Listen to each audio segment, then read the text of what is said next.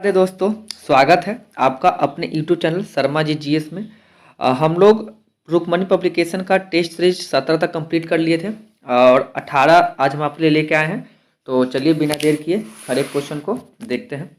तो पहले क्वेश्चन से स्टार्ट करते हैं।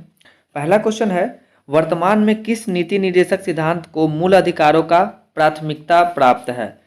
तो फ्रेंड्स ये जो है यह केवल अनुच्छेद 39 ख और 39 ग में उल्लेखित जो नीति निर्देशक सिद्धांत है उसी को मूल अधिकार में प्राथमिकता प्राप्त है। अब अगर हम बात करें कि 39 ख में क्या है, तो 39 ख में जो सार्वजनिक धन का स्वामित्व तथा नियंत्रण एवं नियंत्रण इस प्रकार करना ताकि सार्वजनिक हित का सर्वोत्तम साधन हो सके। अगर हम बात करें अनुच्छेद 39 ग का, तो इसमें धन का जो समान वितरण है उससे संबंधित है। धन समान वितरण से धन का समान वितरण संबंधित है। देखिए राज्य के नीति निदेशक सिद्धांत जो है इसका उल्लेख भाग 4 में मिलता है, ठीक है ना। ये भाग 4 में है और ये आर्टिकल 36 से लेके 51 तक इसमें उल्लेखित है, ठीक है। अगर हम बात करें संविधान निर्माताओं ने यह विचार 1937 में निर्मित आयरलैंड के संविधान से लिया है और आयरलैंड के संविधान ने इसे कहाँ से लिया था, तो स्पेन से लिया था। अब इसको भी ध्यान रखेंगे। जो ग्रेगविल ऑस्टिन है उन्हें नीति निदेशक तत्व और मौलिक अधिकार के संविधान का मूल आत्मा कहा है उन्होंने, तो ग्रेगविल ऑस्टिन का भी नाम आप याद रखिएगा।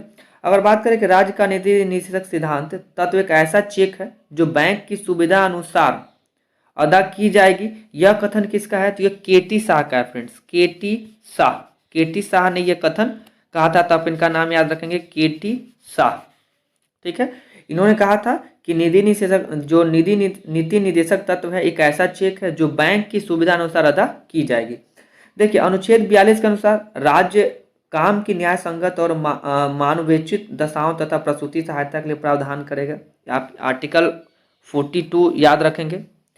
और अगर हम बात करें इसमें, तो भारत के संविधान में कल्याणकारी राज्य की संकल्पना का समावेश राज्य की नीति निदेशक सिद्धांतों में ही तत्वों में ही किया गया है, तो आप इसको ध्यान रखेंगे। अब आते हैं अगले क्वेश्चन की तरफ। अगला क्वेश्चन है कि आत्मनिर्भर हस्तशिल्पकार योजना किस मंत्रालय के अंतर्गत प्रारंभ की गई? तो फ्रेंड्स ये शुरू किया गया था पूर्वोत्तर क्षेत्र विकास मंत्रालय, ठीक है ना। तो ऑप्शन डी जो है इसका करेक्ट आंसर हो जाएगा। देखिए पूर्वोत्तर क्षेत्र विकास मंत्रालय ने पूर्वोत्तर क्षेत्र के कारीगरों के लिए यह योजना प्रारंभ किया था। पूर्वोत्तर क्षेत्र में 8 राज्य हैं जिसमें 7 बहनें यानी कि 7 सिस्टर्स का भी नाम शामिल है और उसके अलावा जो एक राज्य है वो है सिक्किम। 7 सिस्टर्स में कौन कौन से राज्य आते हैं फ्रेंड्स, आप हमको कमेंट करके जरूर बताइएगा, नहीं तो फिर हम बताएंगे आपको। चलिए अब आते हैं अगले क्वेश्चन पे। अगला क्वेश्चन है कि निम्नलिखित में से कौन पंचायतों की वित्तीय स्थिति का पुनर्विलोकन करने के लिए राज्य वित्त आयोग का गठन करता है? तो देखिए राज्य वित्त आयोग का गठन कौन करता है फ्रेंड्स, तो जो उस राज्य के संबंधित राज्यपाल होते हैं वही करते हैं, ठीक है। तो आप इनको ध्यान रखिएगा। और अगर हम बात करें तो भारतीय संविधान के अनुच्छेद 243, ठीक है ना, 243 एक में और 243 सॉरी एक नहीं आई से लेकर 243 वाई तक, ठीक है फ्रेंड्स। इसमें राज्य का जो राज्यपाल है 73वां और 74वां संविधान संशोधन अधिनियम 1992 के प्रारंभ से 1 वर्ष के भीतर यथाशीघ्र प्रत्येक 5 वर्ष की समाप्ति पर वित्त आयोग का गठन करेगा, ठीक है। वित्त आयोग का गठन जो है ये अनुच्छेद 280 के तहत किया जाता है, ठीक है। और ये 5 वर्ष पर राष्ट्रपति हैं वो करते हैं, ठीक है। राज्य 5 वर्ष पर राष्ट्रपति द्वारा किया जाता है। यह पंचायत और नगर पालिका की वित्त स्थिति का पुनरावलोकन करता है। चलिए अब आते हैं अगले क्वेश्चन पे। अगला क्वेश्चन कि भारत के संविधान के निम्नलिखित संशोधनों में से किसके द्वारा भारतीय नागरिकों के मूल कर्तव्य निर्धारित किए गए हैं? तो देखिए ये कौन सा संविधान संशोधन था फ्रेंड्स, ये 42वां संविधान संशोधन था और ये होता कब है, तो ये 1976 में हुआ, ठीक है। और इसमें अगर बात करें तो एक आर्टिकल जोड़ा गया, अनुच्छेद जोड़ा गया, कौन सा, 51 क, ठीक है, 51 क जोड़ा गया जिसके अंतर्गत संविधान में मौलिक कर्तव्य जोड़ा गया, ठीक है। अब देखिए अगर हम बात करें 41वां जो संशोधन होता है ये भी 1976 में हुआ है। इसके द्वारा लोक सेवा आयोग के सदस्यों के जो अवकाश ग्रहण करने की जो आयु थी वो 60 वर्ष से 62 वर्ष कर दी गई। 43वां संविधान संशोधन बात करें तो ये 1978 में। न्यायिक पुनरावलोकन का अधिकार सर्वोच्च न्यायालय को पुनः प्राप्त हो गया। 86वां संविधान संशोधन फ्रेंड्स ये जो था ये 2002 में मौलिक कर्तव्य एक जोड़ा गया 21 का, ठीक है फ्रेंड्स, ये मौलिक कर्तव्य जोड़ा गया 21 का। तो ये कब आया था, 2002 में। वर्तमान में अगर बात करें तो ये मौलिक अधिकार जोड़ा गया था 19 का। वर्तमान में अगर हम बात करें तो मौलिक जो कर्तव्य है वो 11 है। ठीक है, देखिए 86वां संविधान संशोधन द्वारा एक प्रावधान लाया गया कि माता पिता या अभिभावक जो है अपने 6 से 14 वर्ष के बच्चों को शिक्षा का अवसर प्रदान करेंगे। ठीक है, तो आप इसको भी ध्यान रखेंगे। और 42वां संविधान संशोधन को मिनी संविधान संशोधन के नाम से भी जाना जाता है। ठीक है, चलिए अब आते हैं अगले क्वेश्चन पे। यूक्रेन रूस युद्ध के कारण भारत सरकार ने यूक्रेन से भारतीय नागरिकों को निकालने के लिए कौन सा अभियान चलाया था? तो फ्रेंड्स ये चला था ऑपरेशन गंगा। ठीक है ना, ऑपरेशन गंगा के तहत यूक्रेन में फंसे जो स्टूडेंट थे या भारतीय थे उनको भारत लाने का अभियान चलाया गया था। और अगर हम बात करें ऑपरेशन कावेरी का, तो ऑपरेशन कावेरी था फ्रेंड्स जो सूडान में फंसे हुए थे, सूडान में जो गृह युद्ध चल रहा था जिसमें जो फंसे हुए भारतीय थे उनको बाहर मतलब भारत में लाने के लिए ऑपरेशन कावेरी चलाया गया था। ठीक है फ्रेंड्स, अगर हम बात करें ऑपरेशन दोस्त का, तो ऑपरेशन दोस्त जब तुर्की और सीरिया में भूकंप आया था तो उसमें एनडीआरएफ की जो टीम थी हमारे भारत से और वायुसेना की जो एक ऑपरेशन अभियान चलाया गया था तो उसका नाम रखा गया था ऑपरेशन दोस्त। अगर हम बात करें ऑपरेशन करुणा का, तो ऑपरेशन करुणा फ्रेंड्स मोचा के जो चक्रवात आया था उससे प्रभावित लोगों की मदद के लिए चलाया गया था। अब आते हैं अगले क्वेश्चन पे। अगला क्वेश्चन है कि वर्साओ किस देश की राजधानी? वर्षा, तो फ्रेंड्स ये पोलैंड की राजधानी है, तो ऑप्शन बी जो है इसका करेक्ट आंसर हो जाएगा। अगर देखिए नीदरलैंड की राजधानी की बात करें तो ये एम्स्टर्डम है। ठीक है, और इसका प्रशासनिक जो राजधानी है ये, और अगर विधायिक राजधानी की बात करें तो हेग है। फिलीपींस की राजधानी फ्रेंड्स क्या हो जाएगी? तो ये हो जाएगी मनीला। और डेनमार्क की राजधानी क्या है? तो कोफहेगन है, तो आप इसको भी याद रखेंगे कोफहेगन। चलिए अब आते हैं अगले क्वेश्चन पे। किस देश की समाचार एजेंसी क्योडो है? तो क्योडो फ्रेंड्स किसकी है? तो ये जापान की है, ये जापान की समाचार एजेंसी है। देखिए कुछ और भी समाचार एजेंसी है जो आपको याद रखना चाहिए। अगर हम बात करें अंसा का, ठीक है ना, तो अंसा किसका हो जाएगा? तो इटली का हो जाएगा। इटली का जो समाचार एजेंसी उसका नाम है फ्रेंड्स अंसा। ठीक है, अंसा नाम है। अगर हम बात करें फ्रांस के, तो इसका नाम है AFP। ठीक है, AFP। ठीक है, जापान का तो क्योडो हो गया। अगर हम बात करें मिस्र का, तो मिस्र के जो समाचार एजेंसी उसका नाम है मेना। ठीक है, मेना, तो आप याद रखेंगे मेना। ठीक है, चलिए अब बढ़ते हैं अगले क्वेश्चन की तरफ। अगला क्वेश्चन है कि संसार में ताजे पानी की सबसे बड़ी झील कौन है? तो ये बहुत इजी क्वेश्चन आपको पता होगा, ये लेक सुपीरियर झील है। ठीक है, तो ये लेक सुपीरियर झील फ्रेंड्स अमेरिका में है। और अगर इसकी बात करें कितने स्क्वायर वर्ग किलो में फैला हुआ है, तो 82,100, ठीक है ना, वर्ग किलोमीटर में ये फैला हुआ है। अगर हम बात करें लेक मिशिगन, तो लेक जो मिशिगन है फ्रेंड्स ये भी अमेरिका में ही अवस्थित है। लेक विक्टोरिया का बात करें तो ये तंजानिया में हो जाएगा। अगर बात करें हम लेक बालकासा का, तो ये कजाकिस्तान में हो जाएगा। ठीक है, तो आप इसको भी याद रखेंगे। सुपीरियर, ह्यूरॉन, ईरी, ओरेंटेना झील ये सब एक दूसरे से नहर से द्वारा जुड़े हुए हैं। ये सभी झील अमेरिका कनाडा के सीमा पर ही आपको देखने को मिलेगा। ठीक है, तो आप इसको ध्यान रखेंगे। तो ताजे पानी की सबसे बड़ी झील क्या हो जाएगी? तो लेक सुपीरियर झील हो जाएगा। ऑप्शन डी जो है इसका करेक्ट आंसर हो जाएगा। अब देखिए अगला क्वेश्चन है विश्व का सबसे छोटा पक्षी। तो ये फ्रेंड्स हमिंग बर्ड है। ठीक है ना, हमिंग बर्ड को विश्व का सबसे छोटा पक्षी कहा जाता है ही।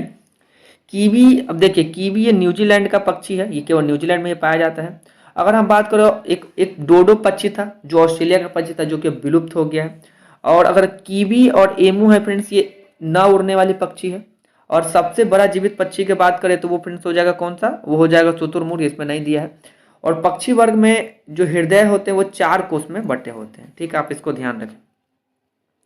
अब आते हैं अगले क्वेश्चन पे। निम्नलिखित में से भारत पर पहली बार आक्रमण करने वाले कौन थे? तो फ्रेंड्स भारत पर अगर सबसे पहले आक्रमण करने का बात करें तो ये थे अरब। ठीक है ना, तो ऑप्शन सी जो है करेक्ट हो जाएगा, अरबियंस।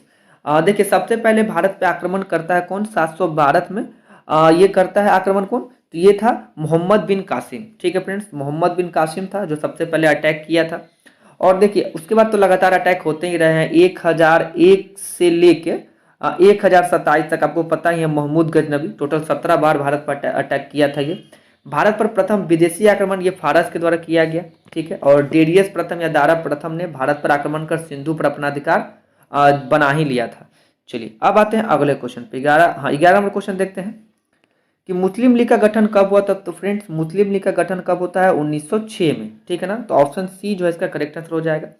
देखिए 1907 में मुस्लिम लीग का संविधान कराची में तैयार किया गया। मुस्लिम लीग का जो पहला अधिवेशन है इस संविधान के अनुसार 1908 में अमृतसर में हुआ। देखिए इसका स्थापना 1906 में होता है, संविधान 1907 में बनता है और पहला जो इसका अधिवेशन है वो 1908 में होता है।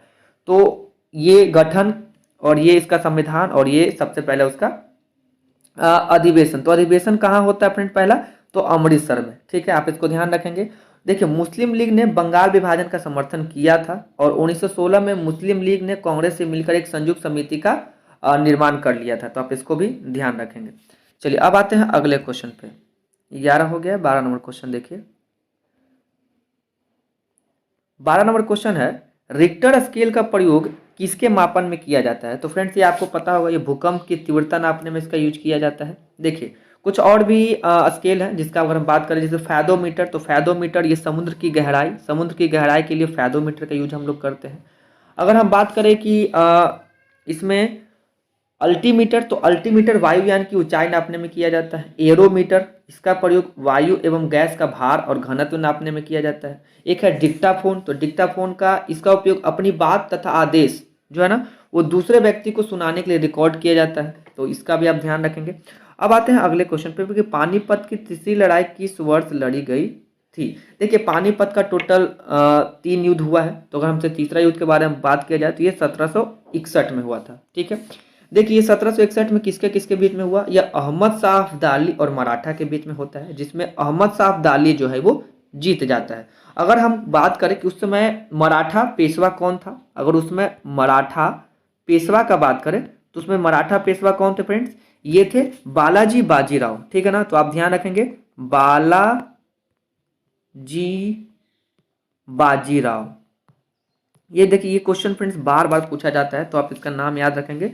बालाजी बाजीराव 1761 में होता है, अहमद शाह अब्दाली और मराठा में। और मराठा की इसमें क्या हो जाती है? हार हो जाती है। और मराठा के पेशवा कौन थे? तो बालाजी बाजीराव थे। अब देखिए बात करें कि पहला युद्ध कब हुआ था, तो ये 1526 में होता है, पानीपत का प्रथम युद्ध। देखिए पहले युद्ध में बाबर और इब्राहिम लोदी के बीच में होता है, जिसमें बाबर क्या हो जाता है? बहुत ईजी तरीके से जीत जाता है। अगर हम बात करें 1539, तो 1539 में होता है फ्रेंड चौसा का युद्ध, जिसमें हुमायूं और शेर शाह के बीच में होता है, जिसमें हुमायूं क्या हो जाता है फ्रेंड्स? हार जाता है और शेर शाह जीत जाता है। देखिए पानीपत का जो तीसरा था, तृतीय युद्ध था, उसके 2 कारण हो सकते हैं। पहला कि नादिर शाह की तरह अहमद शाह अब्दाली भी भारत को लूटना चाहता था, और दूसरा कि मराठा हिंदू पर पदशाही की भावना ओतप्रोत होकर दिल्ली को अपने अधिकार में लेना चाहते थे। मतलब इस तरीके से क्या था, एक भी अपने घमंड में चूर था और एक को अपना होता ना कि अपना जो क्या बोलते हैं उसको प्रजा, मतलब अपना एक तरह से राज विस्तार करना या अपना लूटपाट करना, यही सब मेन मकसद था अहमद शाह अब्दाली का। तो इसलिए वो अटैक करने आया था भारत पे।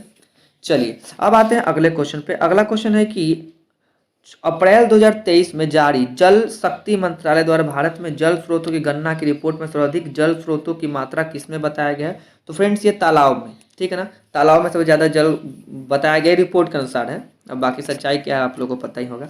देखिए जल स्रोतों की संख्या के मामले में शीर्ष 5 जो राज्य हैं, वो पहला राज्य आता है उसमें वेस्ट बंगाल है। ठीक है, उसके बाद है तमिलनाडु, फिर नंबर आता है केरल का, फिर है यूपी और फिर है फ्रेंड्स आसाम। ठीक है ना, तो ये सब राज्य हैं जो टॉप 5 राज्य हैं। अगर बात करें सर्वाधिक झीलों वाली संख्या, तो ये तमिलनाडु में है। ठीक है ना, सबसे ज्यादा जो झील है वो तमिलनाडु में है, जबकि सबसे ज्यादा तालाब और जलाशय की संख्या जो ये पश्चिम बंगाल में। तो आप इसको याद रखेंगे। अब आते हैं अगले क्वेश्चन पे।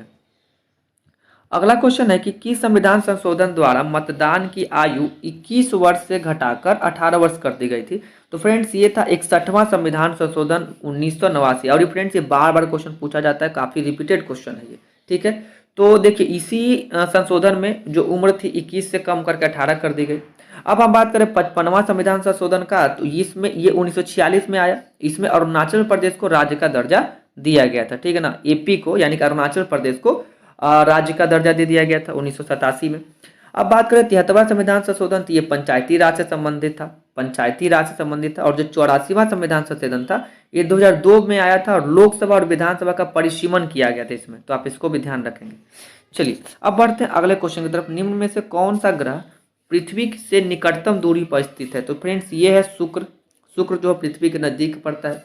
देखिए अगर हम बात करें कुछ और ग्रह का, तो बुध ग्रह सूर्य की परिक्रमा सबसे कम दिन यानी कि 88 दिन में कर लेता है। शनि ग्रह आकार में दूसरा सबसे बड़ा ग्रह है, और शनि ग्रह की विशेषता है कि इसके चारों ओर एक वलय है, रिंग है, ठीक है। और अरुण ग्रह जो है ये तीसरा सबसे बड़ा ग्रह है। चलिए, और सबसे बड़ा ग्रह कौन सा है वो आप हमें कमेंट करके बताएंगे। अब आते हैं अगला क्वेश्चन में, पटना में गुरु गोविंद सिंह का जन्म किस वर्ष में हुआ था? तो फ्रेंड्स इनका जन्म होता है 1666 में, ठीक है। इनका जन्म होता है 1666 में, और गुरु गोविंद सिंह ये सिख के जो थे 10वें और अंतिम गुरु थे। उनके बाद इन्होंने निर्णय किया था कोई भी इसके बाद गुरु नहीं बनेगा। उनके जन्म स्थान पर पटना में वर्तमान में पटना साहिब गुरुद्वारा बना हुआ है। गुरु गोविंद सिंह ने पाहुल प्रणाली की शुरुआत की थी। देखिए इस प्रणाली में क्या होता है कि जो दीक्षित होने वाला व्यक्ति है उसे खालसा कहा जाता था, ठीक है ना। और खालसा पंथ की स्थापना कब की थी? तो आप इसको भी डेट याद रखेंगे, 1699 का, ठीक है ना। गुरु गोविंद सिंह जी ने खालसा पंथ की स्थापना की थी 1699 में।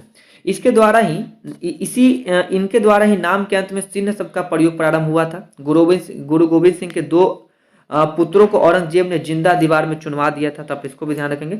1699 का डेट एक और खास है, इसी समय में जो मैसूर का चौथा युद्ध होता है जिसमें टीपू सुल्तान की मृत्यु हो जाती है, तो आप ये भी डेट याद रखेंगे 1699। अब आते हैं अगला क्वेश्चन पे कि कांग्रेस सोशलिस्ट पार्टी का गठन कब हुआ? तो फ्रेंड्स ये होता है 1934 में, ठीक है। देखिए कांग्रेस सोशलिस्ट पार्टी का स्थापना 1934 में होती है। और अगर बात करके पटना युवक संघ, पटना युवक संघ, ठीक है, पटना युवक संघ की स्थापना फ्रेंड्स 1927 में हुई थी, तो ये डेट भी आप याद रखेंगे, काफी इंपॉर्टेंट डेट है। देखिए बिहार के मुंगेर में बहरिया टाल आंदोलन चलाया गया। मुंगेर में इस आंदोलन का नेतृत्व कार्यानंद शर्मा ने किया था। बिहार में 1929 में सोनपुर में बिहार प्रांतीय किसान सभा की स्थापना की गई थी, 1929, ठीक है। देखिए इसमें सहजानंद जो स्वामी थे उनको अध्यक्ष, श्री कृष्ण को सचिव बनाया गया था, तो आप इसको भी याद रखेंगे। अब आते हैं अगले क्वेश्चन पे। अगला क्वेश्चन कि बिहार के पटना में 16 अप्रैल 1930 के नमक सत्याग्रह का नेतृत्व किस नेता ने किया था? तो फ्रेंड्स ये किए थे अंबिका कांत सिंह, ठीक है।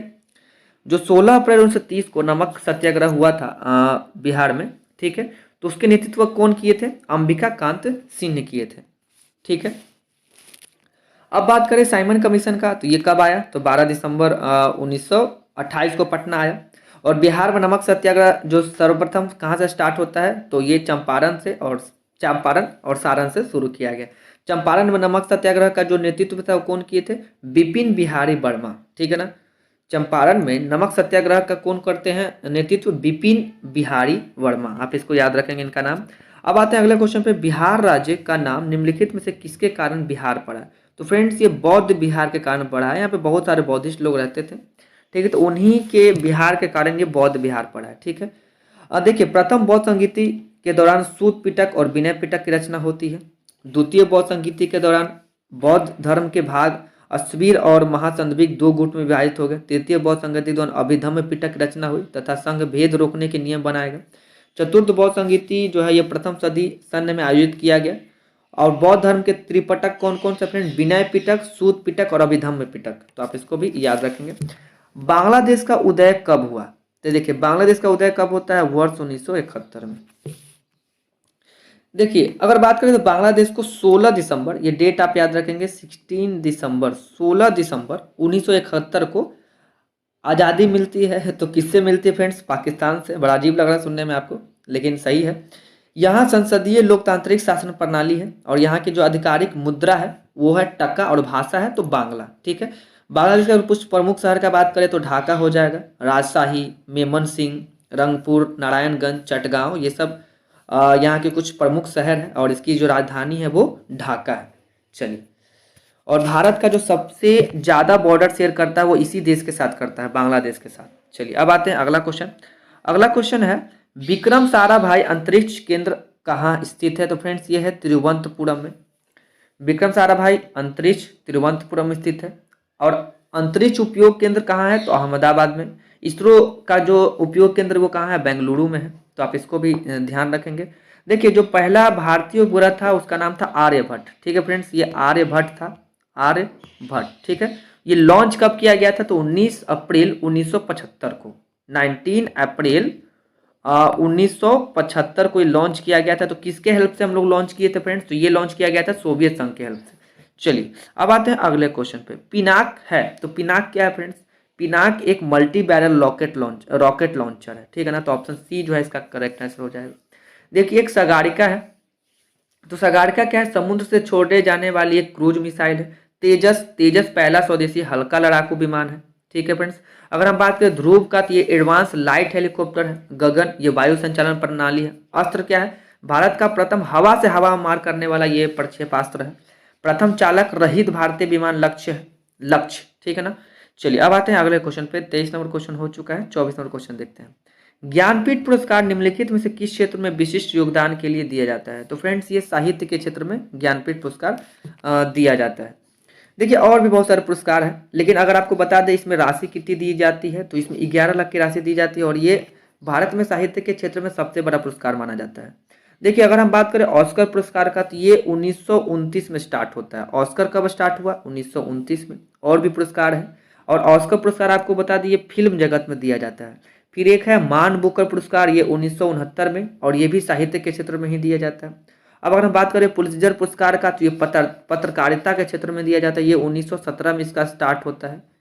और अगर अब बात करें हम कलिंग पुरस्कार का, तो ये 1952 से 1952 से कलिंग, ठीक है, आप ध्यान रखेंगे इसका, कलिंग पुरस्कार का।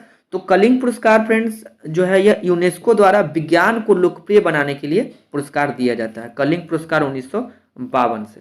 अब आते हैं अगले क्वेश्चन पे। अगला क्वेश्चन कि भारत में पहली बोलती फिल्म है, तो फ्रेंड्स ये थी आला, और ये काफी इजी क्वेश्चन है, आप बार बार इस क्वेश्चन को देख चुके होंगे अपने किसी न किसी प्रश्न सेट में। तो देखिए अगर हम बात करें इस फिल्म में, तो इसकी अभिनेत्री कौन थी? ये जुबेदा बेगम इनकी अभिनेत्री थी इस मूवी में। भारत में हिंदी का जो पहली फिल्म था ये 1913 में बना था, 1913 में, और ये फिल्म का नाम था फ्रेंड्स राजा हरिश्चंद्र, ठीक है। भारत में अगर हम बात करें कि भारतीय फिल्म जनक के नाम से किन्हें जाना जाता है, तो ये दादा साहब फाल्के को भारतीय फिल्म का जनक कहा जाता है। दादा साहब फाल्के पुरस्कार कब से दिया जा रहा है? 1969 से, ठीक है फ्रेंड्स, ये 1969 से दिया जाता है। इनके द्वारा बनाई गई जो फिल्म थी वो राजा हरिश्चंद्र, जो एक मूक फिल्म थी, मतलब साइलेंट मूवी थी, तो यही बनाए थे। 1933 में ईस्ट इंडिया कंपनी ने सावित्री नाम से अपनी पहली फिल्म तेलुगु भाषा में तैयार की थी, तो आप इसको भी ध्यान रखेंगे। चलिए अब आते हैं अगले क्वेश्चन पे। अगला क्वेश्चन निम्नलिखित में से नृत्य का शास्त्रीय रूप कौन सा है? तो फ्रेंड्स ये मणिपुरी हो जाएगा। ये एक शास्त्रीय नृत्य है, बाकी ये शास्त्रीय नृत्य नहीं है, ये सब क्षेत्रीय लोकल नृत्य है। तो मणिपुर क्या हो जाएगा? शास्त्रीय नृत्य हो जाएगा। और मणिपुरी कहाँ का नृत्य फ्रेंड्स? तो ये मणिपुर का शास्त्रीय नृत्य है। और अन्य तीनों लोग का नृत्य जैसे अगर बात करें, तो देखिए असम का हो जाएगा लोक नृत्य, तो बिहू। पश्चिम बंगाल का है तो बाउल, जम्मू कश्मीर का राउफ, हिमाचल प्रदेश का छपेली, चंबा, लक्षद्वीप का है कोलकाली। तो ये सब आप याद रखेंगे। अगर हम अब बात करें अगले क्वेश्चन का, 27 नंबर क्वेश्चन है कि अंतर्राष्ट्रीय मुद्रा कोष की स्थापना जो है किस सम्मेलन में हुई थी? यानी कि आईएमएफ की स्थापना फ्रेंड्स ये हुआ था ब्रेटन वुड्स सम्मेलन में, ठीक है ना। तो ब्रेटन वुड्स सम्मेलन आप याद रखेंगे। देखिए इसका मुख्यालय अमेरिका के वाशिंगटन डीसी में है, तो ये अमेरिका के वाशिंगटन डीसी में इसका मुख्यालय है आईएमएफ का। अंतर्राष्ट्रीय मुद्रा कोष सदस्य देशों की अल्पकालीन ऋण देती है, ठीक है। रेड क्रॉस का स्थापना फ्रेंड्स 1863 में हुआ, इसका मुख्यालय कहाँ है? तो जेनेवा में है, तो आप इसको भी ध्यान रखेंगे। ये प्राकृतिक आपदा और ग्रस्त लोगों को मदद करती है। चलिए अब आते हैं अगले क्वेश्चन पे। अगला क्वेश्चन है 28 नंबर क्वेश्चन, वर्ष 2022 का चिकित्सा नोबेल पुरस्कार से किसे सम्मानित किया गया?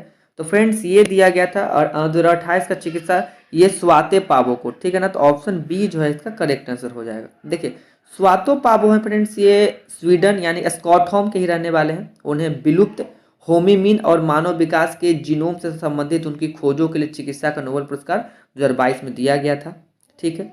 तो आप इनको याद रखेंगे। और एक है एनी एर्नोक्स, ठीक है ना, उनको साहित्य का नोबेल पुरस्कार 2022 में से सम्मानित किया गया था। चलिए अब आते हैं अगले क्वेश्चन पे। ललित कला अकादमी की स्थापना किस वर्ष हुई थी? तो फ्रेंड्स ये 1954 में हुआ था, ठीक है। ललित कला की अकादमी की जो स्थापना है 1954 में। और आप याद रखेंगे भारत रत्न भी तो ये 1954 से स्टार्ट हुआ था। कुछ डेट रिलेटेड करके अगर आप याद रखेंगे तो याद रहेगा।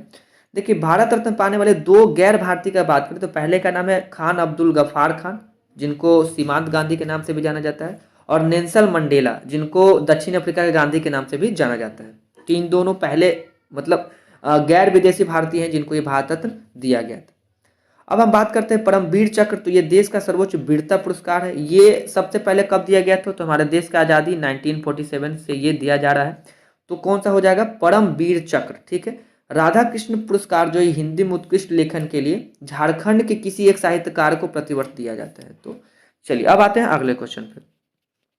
अगला क्वेश्चन है 30 नंबर क्वेश्चन। भारतीय संविधान के निम्नलिखित अनुच्छेद में से किसके अंतर्गत विधान परिषद की स्थापना या समाप्ति की यह व्यवस्था की गई है? तो देखिए विधान परिषद की जो स्थापना ये अनुच्छेद 169 से संबंधित है, यानी कि अनुच्छेद 169। ठीक है। देखिए ये भाग 6 में आता है, भाग 6। ठीक है, ये भाग 6 और अनुच्छेद 1969। ठीक है, भाग 6 168 से लेकर 212 तक है, जिसमें दोनों सदन, गठन, कार्यकाल, नियुक्ति इस सब के बारे में बताया गया है।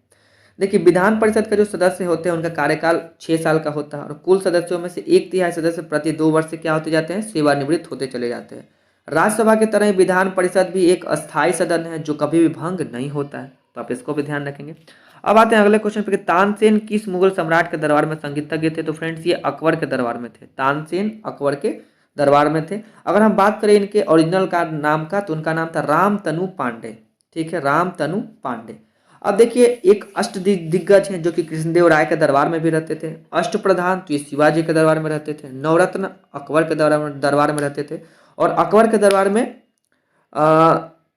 नवरत्न थे, उन्हीं में ये तानसेन और बीरबल वगैरह का भी नाम आता है। नवरत्नों में प्रसिद्धि बीरबल का जन्म कालपी में 1528 में हुआ था। ठीक है, तो वो भी आप याद रखेंगे। अब देखिए अगला क्वेश्चन है कि भारत में उग्र राष्ट्रवाद के उदय का श्रेय किसे, उग्र राष्ट्रवाद का जो श्रेय है वो किसे दिया जाता है? तो ये बाल गंगाधर तिलक को दिया जाता है। ठीक है। देखिए राष्ट्रीय जो कांग्रेस है, भारतीय राष्ट्रीय कांग्रेस का जो द्वितीय चरण, ये कब से स्टार्ट होता है? 1905 से लेके 1919 तक। ठीक है ना, इसको द्वितीय मतलब चरण हम लोग कहते हैं या इसको उग्र विचारधारा का काल भी कहा जाता है। बाल गंगाधर तिलक, लाला लाजपत राय और बिपिन चंद्र पाल, इनको लाल बाल पाल की उपाधि प्राप्त थी, के नेतृत्व में क्रांतिकारी तो गर्मपंथी आंदोलन प्रारंभ किए। फिरोज शाह मेहता और गोपाल कृष्ण गोखले को नरमपंथी नेता कहा जाता है। नरम दल और गरम दल विवाद के कारण 1907 में सूरत में कांग्रेस विभाजन हो गया था इन दोनों के बीच में। इन दोनों दलों में पुनः समझौता कब होता है फ्रेंड्स? 1916 में लखनऊ के कांग्रेस अधिवेशन में, और उसमें मुस्लिम लीग भी शामिल हो जाती है। चलिए अब आते हैं अगले क्वेश्चन पे। अगला क्वेश्चन है कि भारतीय संविधान के अनुसार केंद्रीय मंत्री किसकी इच्छा रहने तक पद संभालेंगे? देखिए अगर केंद्रीय मंत्री की बात करें तो भारत के राष्ट्रपति की इच्छा रहने पर ही पद संभालते हैं। तो ऑप्शन ए जो इसका हो जाएगा करेक्ट आंसर हो जाएगा। देखिए अनुच्छेद 75(2) के अनुसार मंत्रीगण राष्ट्रपति के पश्चात पर्यंत ही अपने पद पे बने रहेंगे। ठीक है। अनुच्छेद 53 में कहा गया है कि जो राष्ट्रपति है उनके पास कार्यपालिका शक्ति होगी। अनुच्छेद 54 के अनुसार कहा गया कि राष्ट्रपति का निर्वाचन संसद के दोनों सदनों के निर्वाचित सदस्यों, राज्य विधानसभाओं के निर्वाचित सदस्य तथा जम्मू कश्मीर, दिल्ली और पुडुचेरी के निर्वाचित सदस्यों से बने निर्वाचन मंडल द्वारा ही किया जाता है। अनुच्छेद 56 के अनुसार राष्ट्रपति का जो कार्यकाल है 5 वर्षों का होगा। और अनुच्छेद 57 के अनुसार भारत में एक व्यक्ति जितनी बार चाहे राष्ट्रपति निर्वाचित हो सकता है, यहाँ पे कोई लिमिट नहीं है फ्रेंड्स। चलिए अब आते हैं अगला क्वेश्चन पे। अगला क्वेश्चन है कि गंगा और सोन जैसी नदियां प्राचीन भारत में महाजनपद से होकर बहती थी। ये किस महाजनपद से होकर बहती थी फ्रेंड्स? ये मगध महाजनपद से होकर बहती थी। देखिए मगध महाजनपद दक्षिण बिहार में स्थित था, जिसमें वर्तमान पटना और गया जिला सम्मिलित है। मगध महाजनपद की उत्तरी सीमा गंगा से तथा पश्चिमी सीमा सोन नदी से लगती थी। मगध महाजनपद का दक्षिणी सीमा विंध्य पर्वत तथा पूर्वी सीमा चंपा महाजनपद से लगता था। मगध महाजनपद 5 पहाड़ियों के बीच में स्थित था। मगध की राजधानी फ्रेंड्स राजगिरी और गिरिव्रज थी, बाद में पाटलिपुत्र बना। कोसल महाजनपद वर्तमान में अवध क्षेत्र है, इसकी राजधानी श्रावस्ती थी। और अगर बात करें कंपोज महाजनपद, तो कश्मीर तथा पाकिस्तान क्षेत्र में स्थित थी और इसकी राजधानी हाटक थी। ठीक है, आप इसको याद रखेंगे। अब बात करते हैं अगले क्वेश्चन पे कि डुरांड लाइन किन दो देशों के बीच में है? तो ये पाकिस्तान और अफगानिस्तान के बीच में। फ्रेंड्स आप हड़बड़ में आके भारत और पाकिस्तान नहीं मार देंगे, भारत और अफगानिस्तान ना मारे, ध्यान रखें। भारत और चीन की बात करें तो ये मैकमोहन रेखा हो जाएगा। भारत और पाकिस्तान के बीच में कौन हो जाएगा? तो रेड क्लिफ हो जाएगा। ठीक है। और भारत का एक राज्य है त्रिपुरा। फ्रेंड्स ये बांग्लादेश से 3 तरफ से घिरा हुआ है, तो आप इसको भी ध्यान रखेंगे। और अगर डुरांड रेखा की बात करें तो हो जाएगा पाकिस्तान और अफगानिस्तान। अब भारत और अफगानिस्तान ना मारे, मैं फिर से बता रहा हूं आपको। चलिए अब आते हैं अगले क्वेश्चन पे। अगला क्वेश्चन है एक ऐसी स्थिति जिसमें स्फीति के साथ बेरोजगारी की वृद्धि हो रही है कहलाती है, तो इसको बोलते हैं गतिहीन स्फीति। ठीक है ना, तो ऑप्शन सी जो है इसका फ्रेंड्स करेक्ट आंसर हो जाएगा। चलिए अगर हम बात करें कि 1965 में एशिया का पहला विशिष्ट आर्थिक क्षेत्र कांडला में बनाया गया था, तो आप इसको ध्यान रखेंगे। अब आते हैं अगले क्वेश्चन पे। अगला क्वेश्चन है 37 नंबर क्वेश्चन। देखिए 37 नंबर क्वेश्चन है कि मुगल बादशाह बाबर की मृत्यु कहाँ हुई थी। तो फ्रेंड्स इसकी मृत्यु हुई थी आगरा में, ठीक है ना। बाबर की मृत्यु कहाँ हुई थी? आगरा में 1530। वो डेट आप याद रखेंगे 1530। और देखिए 1530 में बाबर की मृत्यु के बाद सर्वप्रथम उसे आगरा में दफनाया गया, लेकिन फिर उसकी कब्र को निकाल कर काबुल के काबुली बाग में दफनाया गया था। बाबर के पिता का नाम उमर शेख मिर्जा और माता का नाम कुलतुग निगार था। बाबर ने पद में एक नवीन शैली इजाद की थी जिसे मुबियान कहा जाता था। बाबर ने आगरा में नूर अफगान नामक बाग लगवाया जिसे आराम बाग भी कहा जाता है। बाबर ने अपनी आत्मकथा तुजुके बाबरी, ठीक है ना, भारत के 5 मुसलमान राज्य तथा 2 हिंदू राज्य की चर्चा की। और ये जो तुजुके बाबरी है फ्रेंड्स, तुर्की भाषा में लिखी गई थी। चलिए अब बात करते हैं कि हॉकी की एक टीम में कितने खिलाड़ी होते हैं। तो फ्रेंड्स हॉकी की एक टीम में 11 प्लेयर होते हैं। हॉकी, फुटबॉल, क्रिकेट, ठीक है, तो 11 क्रिकेट। और सबसे ज्यादा जो हो जाएगा फ्रेंड्स वो रग्बी फुटबॉल में 15 प्लेयर होते हैं। रग्बी फुटबॉल में, ठीक है ना, 15 प्लेयर होते हैं। खो खो बेसबॉल में 9 हो जाएगा। कबड्डी वाटर पोलो में 7 हो जाएगा और वॉलीबॉल में 6, ठीक है ना। तो आप इसको ध्यान रखेंगे। Cricket, football, hockey 11, kho kho baseball 9, kabaddi water polo 7 और बेसबॉल में वॉलीबॉल में 6। और आपका अगर बात करें रग्बी में तो 15 हो जाएगा। अब आते हैं अगले क्वेश्चन पे। The little book of Joy नामक पुस्तक के लेखक कौन है। तो फ्रेंड्स ये लिखे हैं डेसमंड टूटू और दलाई लामा, दोनों मिलकर, ठीक है ना। तो ऑप्शन सी जो है इसका करेक्ट आंसर हो जाएगा, दोनों, ठीक है।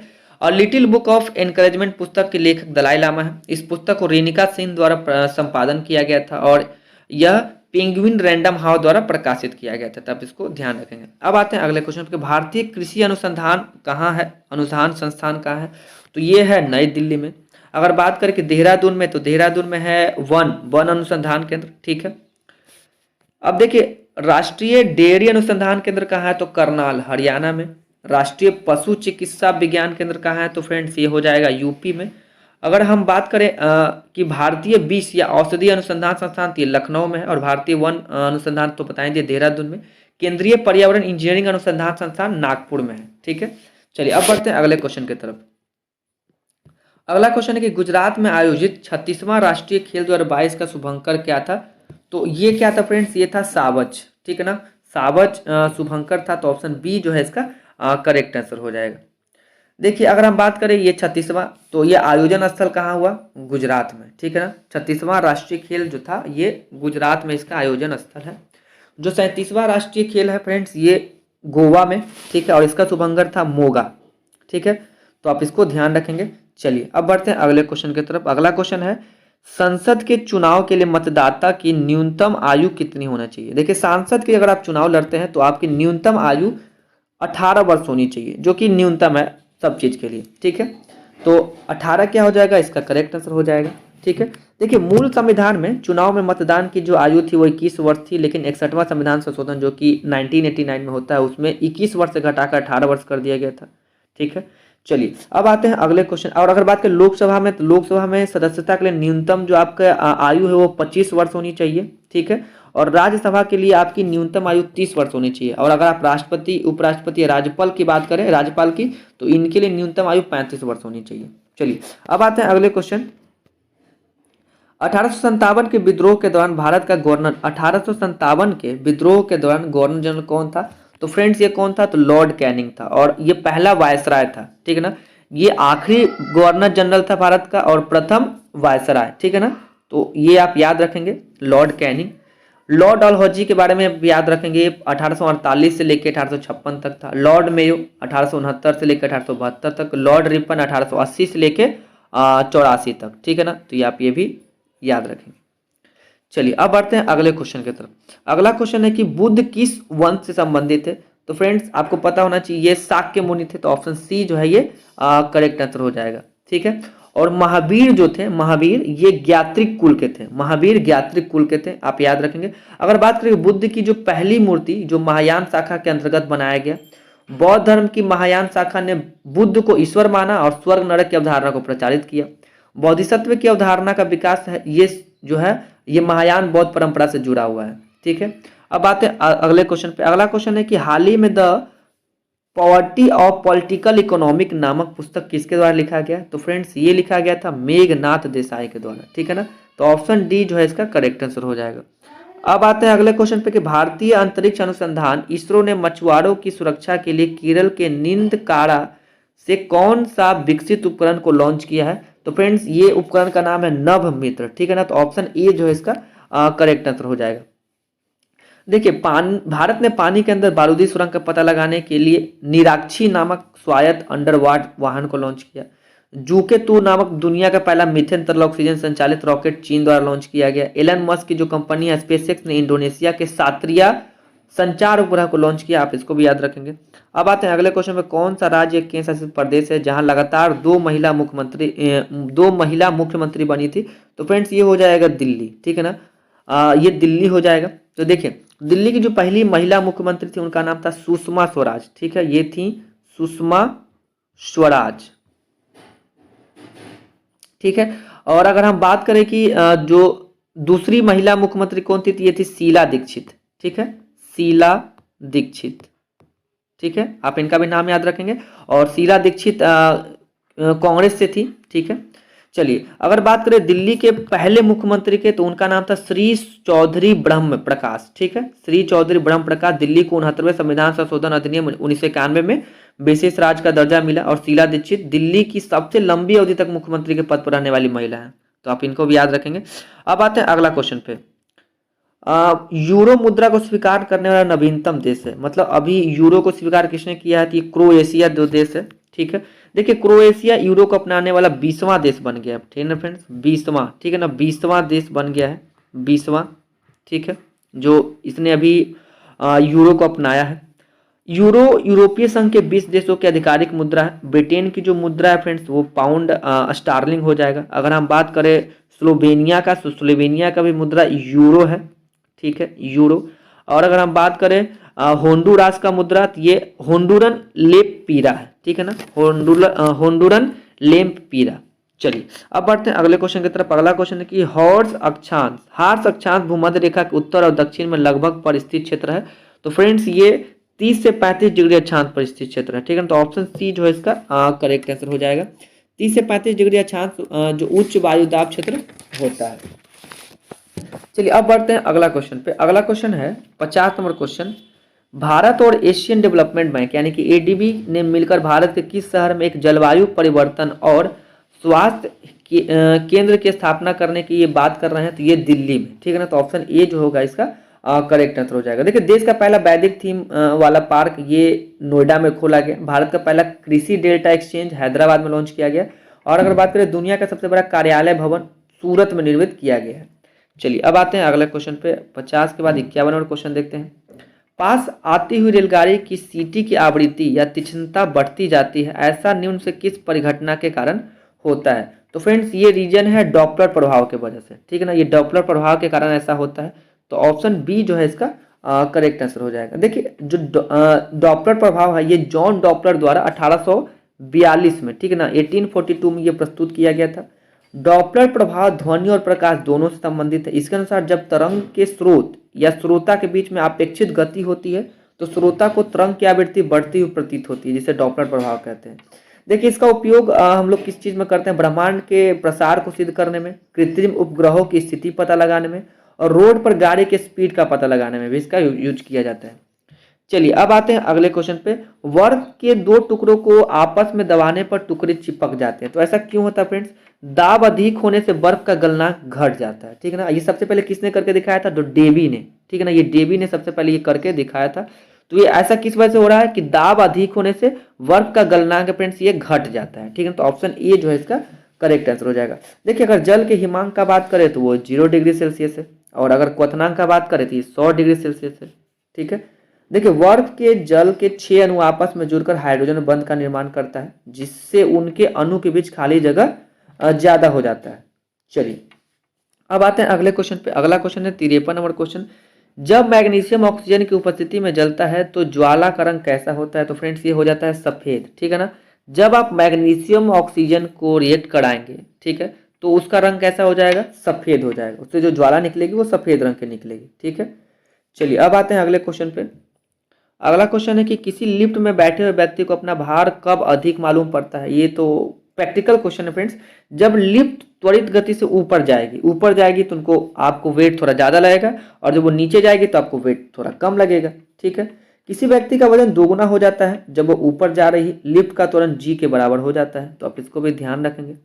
चलिए अब बात करते हैं 55 नंबर क्वेश्चन। 55 नंबर क्वेश्चन का हाइड्रोजन से भरा रबर का गुब्बारा वायु में ऊपर जाकर फट जाता है। फ्रेंड्स आपको पता होना चाहिए कि हाइड्रोजन सबसे हल्की गैस होती है, इसलिए ये ऊपर उड़ जाती है। और ये क्यों होता है, फट क्यों जाता है, तो वायु दाब ऊपर घट जाता है फ्रेंड्स। वायु दाब घटने की वजह से गुब्बारा क्या हो जाता है, तो फट जाता है। ठीक है। देखिए पृथ्वी के ऊपर दाब के कम होने से ही जो पर्वतारोही होते हैं वो पहाड़ पर श्वसन क्रिया में दिक्कत होती है, उनको उनके नाक से खून आने लग जाता है। पर्वत पर खाना का जल्दी नहीं पकना, हवाई जहाज में बैठे व्यक्ति की पेन से स्याही का गिरना, ये सब इसी के एग्जाम्पल है किसके, वायु दाब घट जाने के। चलिए अब आते हैं अगला क्वेश्चन। जब प्रकाश के लाल, हरे और नीले रंगों को समान अनुपात में मिलाया जाता है तो कौन सा रंग होता है। देखिए लाल, हरा और नीला, जब तीनों रंग को अगर आप मिलाते हैं तो आपको सफेद मिलेगा। ठीक है। ब्लू, रेड और ग्रीन, ठीक है, अगर आप इनको मिलाएंगे तो आपको सफेद मिल जाएगा। ठीक है। अब आते हैं अगले क्वेश्चन पे। अगला क्वेश्चन है माध्यम के तापमान में वृद्धि के साथ प्रकाश की गति। प्रकाश की गति क्या होती है फ्रेंड, वैसा ही रहती है। अगर माध्यम के तापमान में वृद्धि करते हैं तो प्रकाश की गति में कोई भी डिफरेंस देखने को आपको नहीं मिलेगा, ये वैसा ही रहेगा। ठीक है। तो ऑप्शन सी का क्या हो जाएगा, करेक्ट आंसर हो जाएगा। अगला क्वेश्चन कि रडार का उपयोग निम्न से किस लिए किया जाता है। तो आपको पता होगा कि जहाज, वायुयान आदि को ढूंढने और मार्ग निर्देश के लिए किया जाता है। तो ऑप्शन बी जो है ना इसका करेक्ट आंसर हो जाएगा। रडार मार्ग निर्देशन, सबसे अगर मेन बात करें तो ये मार्ग निर्देशन के लिए इसका यूज किया जाता है। भूकंप की तीव्रता नापने के लिए आपको पता होना चाहिए सिस्मोग्राफ। सोनार का यूज समुद्र के अंदर छिपी वस्तु को खोजने के लिए किया जाता है। ठीक है। मौसम विभाग में रडार के द्वारा वर्षा की मात्रा का पता भी सटीक तरीके से लगाया जाता है। रडार में इलेक्ट्रोमैग्नेटिक पल्स का उत्सर्जन होता है। रडार में एक साथ 7 प्रकार की जानकारी मिल सकती है। चलिए अब आते हैं अगला क्वेश्चन। अगला क्वेश्चन पोषण की उस प्रणाली के में जिसमें जीव किसी मृत एवं विघटित जैविक पदार्थों से पोषक तत्व प्राप्त करते हैं तो उसे क्या कहते हैं। तो फ्रेंड्स उसे मृत जीवी कहते हैं। जो मरे हुए जीव पे अपना पोषण क्या कर लेते हैं, प्राप्त कर लेते हैं, उसे मृत जीवी कहा जाता है। चलिए अब आते हैं अगले क्वेश्चन पे। निम्नलिखित द्रव में कौन ऊष्मा का अच्छा चालक होता है। तो ऊष्मा का अच्छा चालक कौन हो जाएगा फ्रेंड्स, ये पारा हो जाएगा। ठीक है। पारा एक ऊष्मा का अच्छा चालक माना जाता है, इसलिए पारा का यूज हम लोग थर्मामीटर में करते हैं। देखिए अगर आप अमलगम में पारा धातु का उपयोग करते हैं, वहाँ अमलगम में पारा धातु का यूज किया जाता है। अब आते हैं अगले क्वेश्चन पे। अगला क्वेश्चन है कि नीला थोथा का रासायनिक नाम क्या है। तो नीला थोथा का रासायनिक नाम होगा कॉपर सल्फेट। इसका अगर सूत्र का बात करें CuSO4, ठीक है, 5H2O इसका सूत्र होता है फ्रेंड्स कॉपर सल्फेट का। इसको नीला थोथा के नाम से हम लोग जानते हैं। अब इसका यूज हम लोग कीटनाशक के रूप में कर देते हैं, रंग बनाने में करते हैं, विद्युत सेल में करते हैं, या कॉपर को शुद्ध करने में भी हम लोग इसका यूज करते हैं। ठीक है।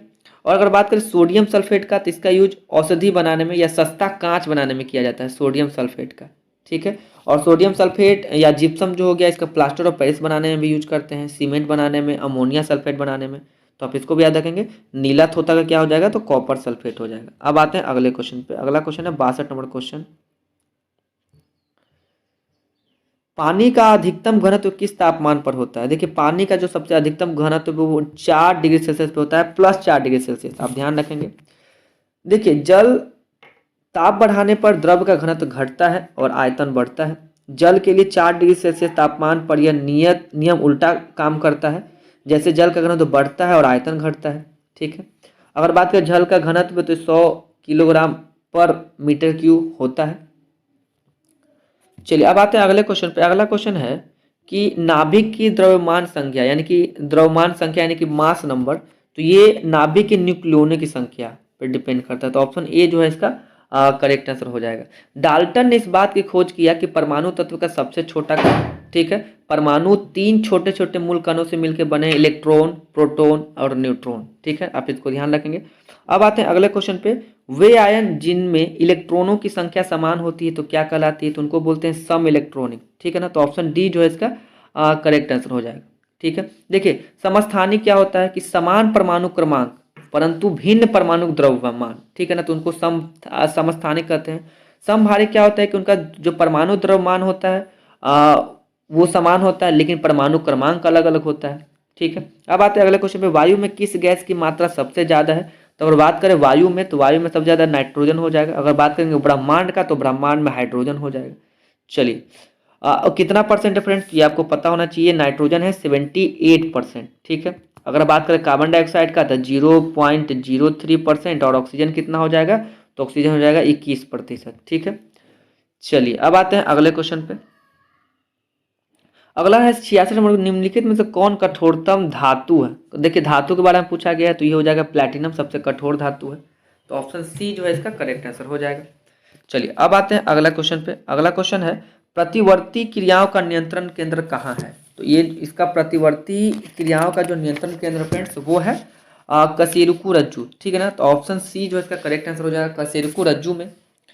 देखिए मेडुला ऑब्लांगेटा का कार्य रक्तचाप, आहार नाल के संकुचन एवं हृदय के धड़कन पर नियंत्रण करना होता है। हाइपोथैलेमस का कार्य भूख, प्यास, ताप नियंत्रण, गुस्सा, प्यार, घृणा, रक्तदाब, सुखी आदि का अनुभव कराना है। मानव मस्तिष्क जो है अत्यंत कोमल अंग होता है, ठीक है। और इसके अगर हम बात करें औसत आयतन का, तो लगभग 1650 ml, और औसत भार करीब 1.5 किलो के आसपास होता है, ठीक है। और मनुष्य का मस्तिष्क 6 वर्ष की उम्र में पूर्ण विकसित हो जाता है, ठीक है। तो आप इसको भी ध्यान रखेंगे। अगला क्वेश्चन है निम्न में कौन सा एक मानव निर्मित गेहूं है। मानव के द्वारा बनाया हुआ गेहूं ये है फ्रेंड्स ट्रिटिकेल, ठीक है ना। ट्रिटिकेल जो है ये मानव निर्मित गेहूं है, तो आप इसको ध्यान रखेंगे। 19वीं सदी के दौरान प्रयोगशाला में स्कॉटलैंड और जर्मनी के जो साइंटिस्ट उन्होंने इनको बनाया था। ट्रिटिकेल गेहूं और राई के संकर से बनाया था, ठीक है ना।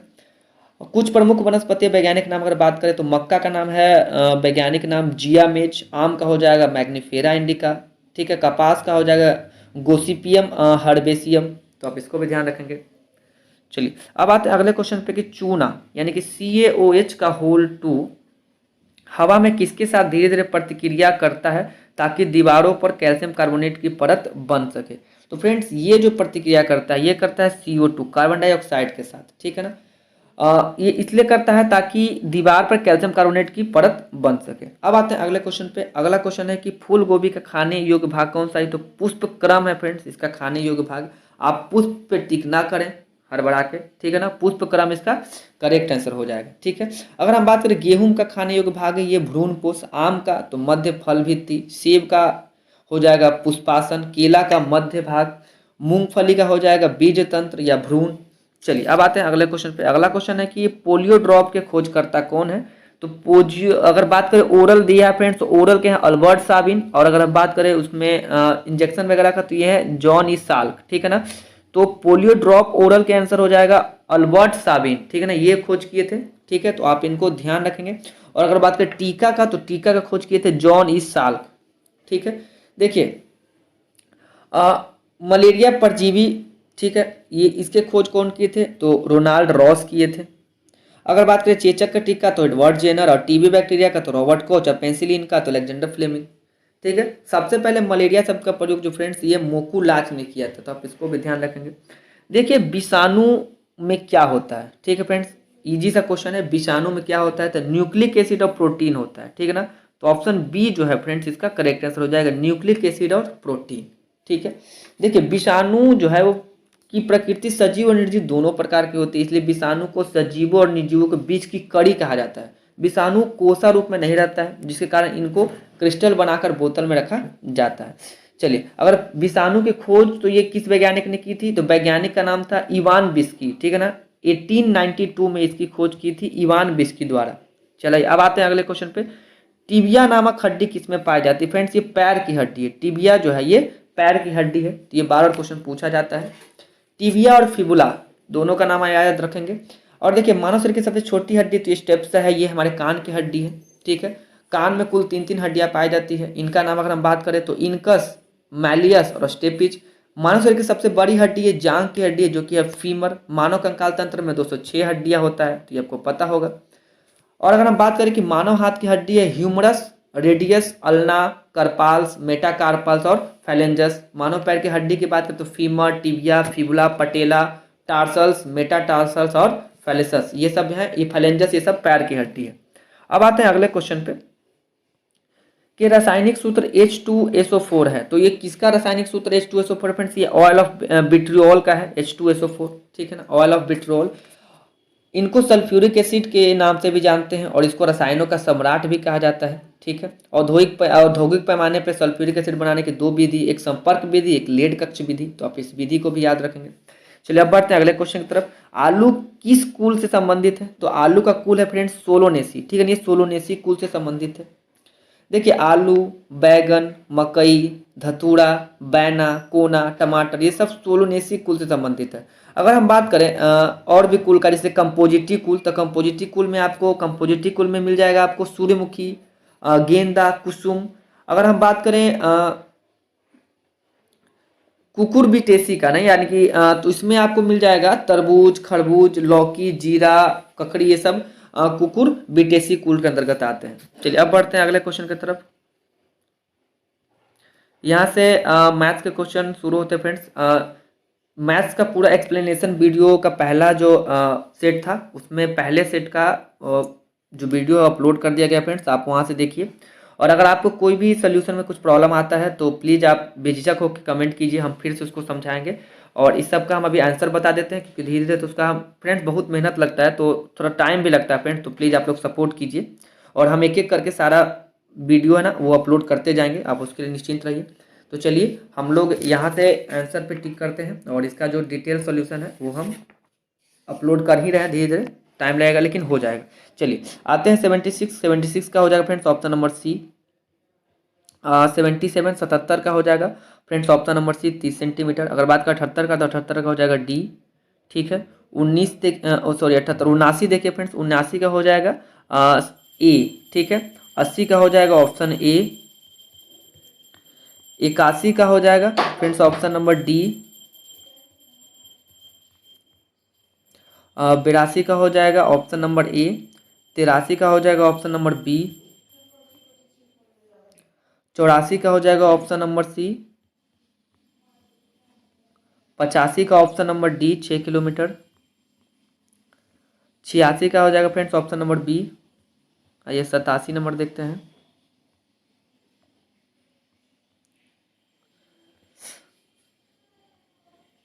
87 का हो जाएगा फ्रेंड्स ऑप्शन नंबर डी। 88 का हो जाएगा ऑप्शन नंबर बी। अगर बात करें 89 का, तो 89 का हो जाएगा ऑप्शन नंबर सी 60 वर्ष। 90 का हो जाएगा फ्रेंड्स ए 2। 91 का हो जाएगा बी। 92 का हो जाएगा आंसर 92 का हो जाएगा सी। 93 का हो जाएगा फ्रेंड्स ऑप्शन नंबर डी। 94 का हो जाएगा ऑप्शन नंबर ए। 95 का ऑप्शन नंबर ए। 96 का ऑप्शन नंबर डी। 97 का हो जाएगा फ्रेंड्स ऑप्शन नंबर डी। चलिए 98 नंबर देख लेते हैं।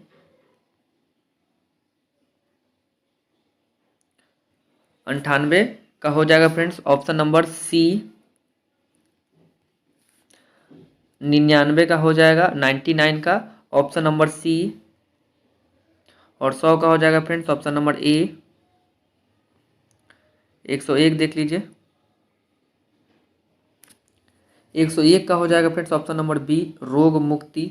102 का हो जाएगा ऑप्शन नंबर बी। 103 का हो जाएगा ऑप्शन नंबर ए। 104 का ऑप्शन नंबर डी हो जाएगा।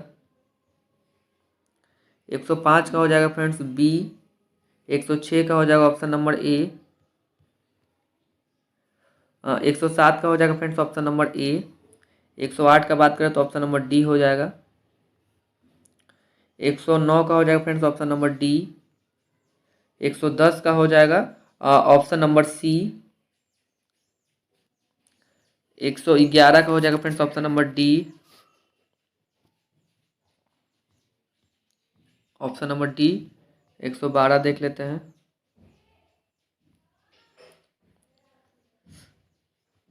112 का हो जाएगा ऑप्शन नंबर डी। 113 का देख लीजिए। 113 का हो जाएगा फ्रेंड्स ऑप्शन नंबर ए। 114 का हो जाएगा ऑप्शन नंबर ए। 115 का हो जाएगा फ्रेंड्स ऑप्शन नंबर डी। 116 का ऑप्शन नंबर बी हो जाएगा। 117 का हो जाएगा ऑप्शन नंबर सी। 118 का ऑप्शन नंबर ए। 119 नंबर देख लीजिए फ्रेंड्स। 119 का हो जाएगा ऑप्शन नंबर सी। 120 का हो जाएगा ऑप्शन नंबर बी। 121 देख लीजिए।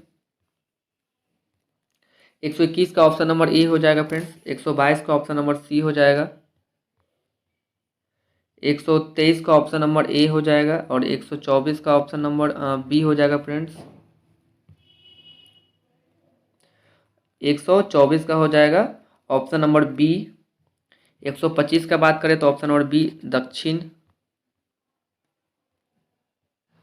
126 का हो जाएगा friends option number B 30 minute. 127 का हो जाएगा ऑप्शन नंबर सी 12 वर्ष 44 वर्ष। 128 का हो जाएगा फ्रेंड्स ऑप्शन नंबर बी। आइए 129 नंबर देख लेते हैं।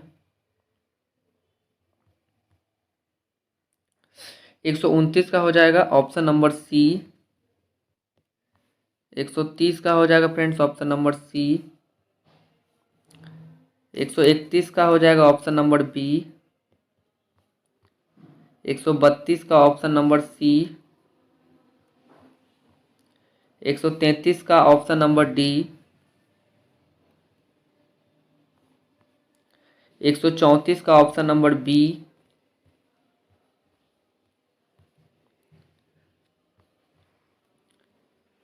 एक 135 का हो जाएगा फ्रेंड्स ऑप्शन नंबर बी।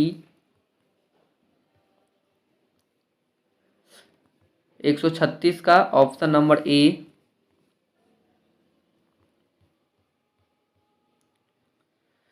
अगर बात करें 137 का तो हो जाएगा 137 का ऑप्शन नंबर डी। 138 का हो जाएगा फ्रेंड्स ऑप्शन नंबर डी। 139 का ऑप्शन नंबर डी।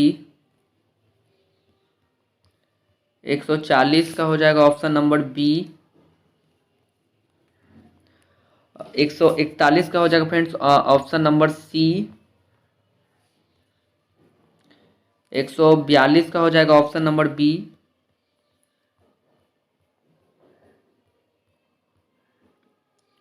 143 का हो जाएगा फ्रेंड्स ऑप्शन नंबर सी। 144 का हो जाएगा ऑप्शन नंबर बी 6 किलोमीटर। 145 का हो जाएगा फ्रेंड्स ऑप्शन नंबर सी 6 बजे। अगर बात करें 146 का तो ऑप्शन नंबर हो जाएगा बी। 147 का हो जाएगा फ्रेंड्स 147 का हो जाएगा ऑप्शन नंबर डी। 148 का हो जाएगा फ्रेंड्स ऑप्शन नंबर सी ससुर। 149 149 का हो जाएगा friends option number B.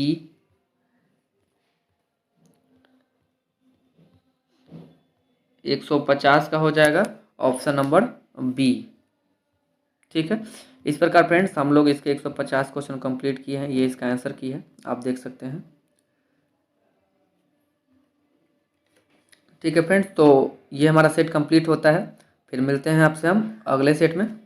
Share कीजिए, सब्सक्राइब भी कीजिए और अपने दोस्तों लोग को बताइए इसके बारे में, वीडियो शेयर कीजिए और लाइक करना बिल्कुल मत भूलिएगा फ्रेंड्स।